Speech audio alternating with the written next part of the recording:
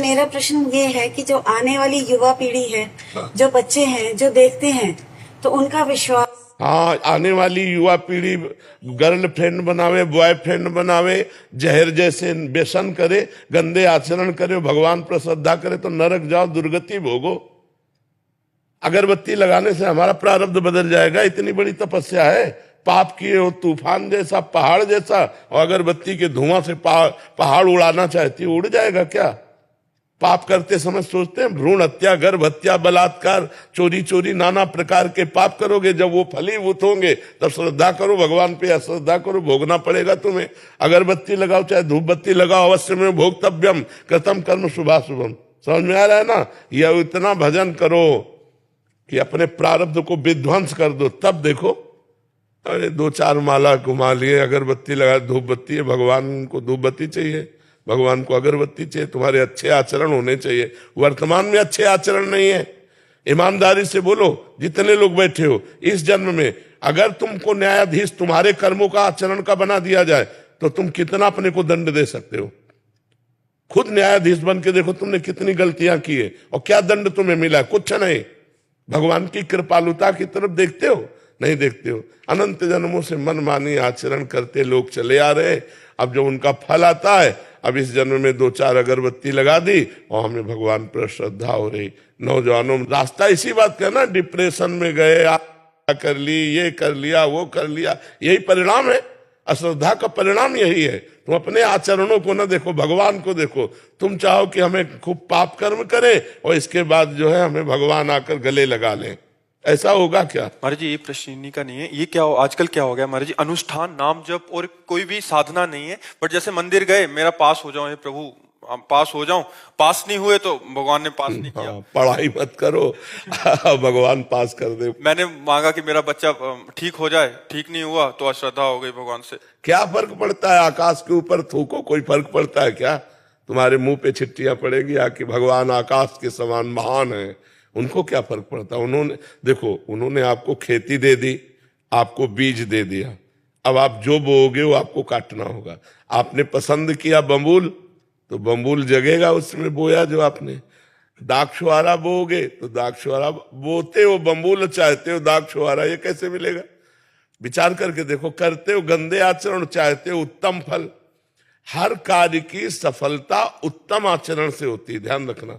अगर आपका पूर्व प्रारब्ध बिगड़ा हुआ है, इस समय उत्तम आचरण करने पर भी आपकी हार होगी, क्योंकि वो पूर्व का पाप आपको परास्त करेगा।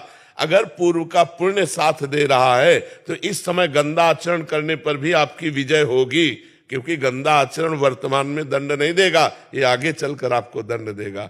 अच्छा आचरण आपको वर्तमान में सुख नहीं देगा, ये आगे चलकर सुख देगा। वर्तमान में आपका प्रारब्ध आपको दुख सुख देगा। मनुष्य जन्म दुख सुख भोगते हुए अच्छा कर्म करने के लिए मिला है। हमें यहाँ भगवान से किसी भी तरह की श्रद्धा और अश्रद्धा का विषय नहीं लाना चाहिए। हाँ, श्रद्धा का विषय यह है कि ऐसी परिस्थितियों में भी भगवान हम टूटे नहीं, हम आपके कृपा बल से इन दुख सुख को सहते हुए सही आचरण से चले। जैसे पांडवों का राज्य छिन गया, यहां तक कि पत्नी भी दांव में लग गई, लेकिन वो धर्म से च्युत नहीं हुए। 12 वर्ष का वनवास, 1 वर्ष का अज्ञातवास, लेकिन धर्म से च्युत नहीं हुए। ये भगवान की कृपा। उन्होंने कभी भगवान को नहीं कोसा। हम लोगों की क्या आराधना है, बेमतलब भगवान पर श्रद्धा की बातें करते रहते हैं। भगवान क्या है? महान है, वो एक महान पावर है।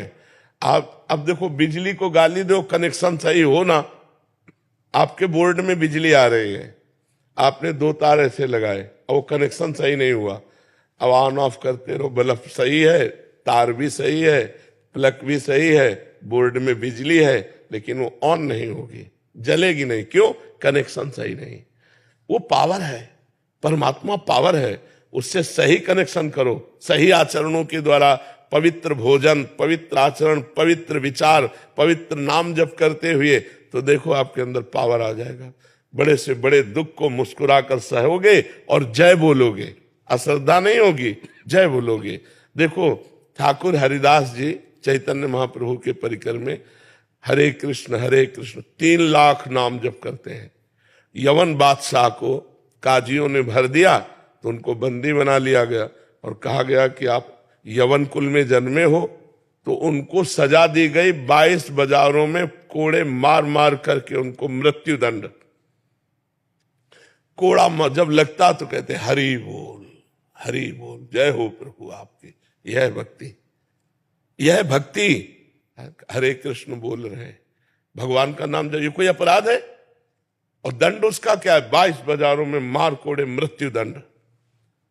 लेकिन हरि बोल, जब जल्लाद कहते हरि बोल कहता है तो मुस्कुरा देते, तूने भी हरि बोल कहा ना, तेरा भी कल्याण हो जाएगा। जो वास्तविक भगवान के पावर से जुड़ गए हैं, देखो देखो ये है पावर। प्रहलाद जी को आग में रखा जा रहा है, जय श्री हरि। यहाँ हमारी क्या है? हमारी छोटी सी बात नहीं बनी, हमारे कर्म के अनुसार तो हम भगवान पर श्रद्धा कर ले। ये नौजवानों की आज जो बुद्धि बिगड़ रही ना, ये अश्रद्धा के कारण ही तो बिगड़ रही। अगर वो श्रद्धा करके माता पिता के चरण छूते, श्रद्धा करके अध्यात्म को स्वीकार करते, तो ना तो व्यभिचार में जाते, ना व्यसन में जाते, अपनी पढ़ाई को पढ़ते, अपने कर्तव्य को पूरा करते, अच्छे नंबर लाते। भाई अपने चैप्टर में बुद्धि तभी लगेगी जब हमारी बुद्धि शुद्ध होगी, एकाग्र होगी। अब व्यभिचारी की बुद्धि शुद्ध होगी क्या? अपवित्र बुद्धि। व्यभिचारी की बुद्धि एकाग्र होगी क्या? नहीं, चंचल बुद्धि। व्यभिचारी की बुद्धि व्यसन रहित होगी क्या? नहीं, नशेबाज। तो नशेबाज, व्यभिचारी और चंचल बुद्धि वाला किसी भी चैप्टर को कंठस्थ नहीं कर सकता, किसी भी विषय में सफल नहीं हो सकता। ये लोग कैसी बातें करते हैं, भगवान पर श्रद्धा नहीं, ऐसे नहीं चला जाता। ब्रह्मचर्य से रहो, पवित्र आचरण करो, पवित्र भोजन करो, एकाग्रता पूर्वक पढ़ाई पढ़ो, हर विषय में पास हो जाओगे, हर विषय में पास हो जाओगे। तुम्हारे ग्रंथ तो इतने इतने, हमारे ग्रंथ तो इतने मोटे मोटे हैं, और सूक्ष्म विषय है, तुम्हारा तो स्थूल विषय है। यही राष्ट्र का विषय होगा, विश्व का विषय होगा, हमारा विश्वात्मा का विषय, विश्व से अलग विषय है। ये विश्व में जो दिखाई दे रहा उससे अलग विषय है, हमारा सूक्ष्म विषय है, उसको पढ़ना है। अब ब्रह्मचर्य नहीं रहोगे तो बुद्धि शुद्ध नहीं रहेगी। आहार गलत करोगे, बुद्धि से। अब आजकल के नए नए बच्चे वो क्या कहते हैं, वो जो सेमई जैसा होता है, हाँ लूडन, ये हार रह गए हैं, नहीं रह गए। 1 किलो मठा और 4 रोटी और उसमें हरी धनिया का नमक मिला खाओ, दंड बैठक मारे तो समझ में आवे नहीं। अब इतनी सी चाय पी लिए और ये चाउमीन खा करके गुजारा कर रहे और अपने को स्वस्थ रखना चाहते हो। अरे नहीं, 100-200 ग्राम घी जाए, पचे शरीर में, लीटर 2 लीटर शुद्ध दूध जाए, दंड बैठक मारो, 2-4 किलोमीटर दौड़ो, पवित्र आचरण करो। अभी देखो नौजवानों की बुद्धि तेज सब बढ़ जाए। अब इधर उधर का गंदा भोजन पाओगे, दूसरे का मांस खाने से चर्बी बढ़ सकती है, आत्मबल नहीं। पवित्र आहार करोगे तो माना तुम्हारी चर्बी नहीं रहेगी, लेकिन आत्मबल बढ़ेगा, तुम्हारी बुद्धि बढ़ेगी, तुम प्रखर बुद्धिमान होगे। इसलिए दोष भगवान को न दो, अपने को सुधारना है, उनसे कृपा मनाओ कि हमारी बुद्धि शुद्ध हो जाए और आप में कभी अश्रद्धा न हो। कितने करुणा में भगवान है, क्या बिगाड़ा है आपको? आप विचार करके देखो, आपका शरीर भगवान ने आपको दिया, बुद्धि भगवान ने दी, सब कुछ भगवान ने दिया, आपसे लिया क्या? फिर अश्रद्धा किस बात की? तुम्हारी क्या है? एक रोम भी तो तुमने नहीं बनाया, मेरे भगवान ने बनाकर तुमको इतना सुंदर शरीर दिया, फिर तुम भगवान से अश्रद्धा क्यों कर रहे हो? भगवान ने तुम्हें पृथ्वी दी, वायु दिया, अग्नि दिया, तेज दिया, सब कुछ दिया है। क्या भगवान की अश्रद्धा करने का विषय बनता है? आप अपने आचरण शुद्ध न करो, सब कुछ भगवान का दिया आपके पास है। भगवान ने कभी कहा कि ये मेरा है? आप 100 रुपया भगवान को दोगे तो 1000 जगह कहोगे कि बिहारी जी में जाकर मैं चढ़ाया था और बिहारी जी ने हमारी बात नहीं सुनी। तुम सुनते हो भगवान की बात? सब कुछ दिया भगवान ने। गीता जी में भगवान कहते, भागवत जी में कहते, तुम एक भगवान की बात न मानो तो तुम्हारी भगवान कैसे बात मान लेंगे? अभी भगवान की बात मानो, तुम्हारी बात भगवान मान लेंगे। बड़े बुरे से बुरे कर्म का भी तुम्हें दंड नहीं मिलेगा। अहम त्वं सर्व पापेभ्यो मोक्षयिष्यामि मा शुचा। तो बहुत समझना पड़ेगा, अध्यात्म को समझना पड़ेगा।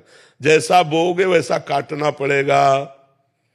ऐसे ऐसे लोगों से पाप बन रहे जिसे समझते नहीं पाप है।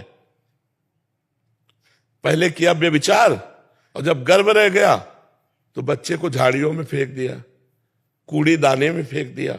कितनी बच्चे बच्चियां ऐसे मिलते हैं जो कूड़े दानों में मिल रहे। तो मान लो जैसे गृहस्थी में भी है तो भ्रूण हत्या, गर्भपात, ये सब कितने भयानक भयानक पाप है।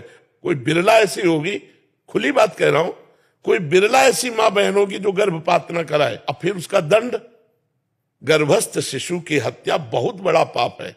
इसको कौन मान रहा है? गृहस्थ कौन मान रहा है? तो फिर दंड जब मिलेगा तब। अब बोले भगवान पे अश्रद्धा होगी तो करो अश्रद्धा, उनको क्या फर्क पड़ता है। अवश्य में भोक्तव्यम कृतम कर्म शुभाशुभम। नहीं, बचपन से लेकर के अभी तक बताओ, धर्म विरुद्ध आचरण किए कि नहीं किए, गर्भ हत्या की कि नहीं की, चाहे पुरुष हो चाहे स्त्री, धर्म विरुद्ध आचरण सब करते हैं, तो उनका फल नहीं भोगना पड़ेगा।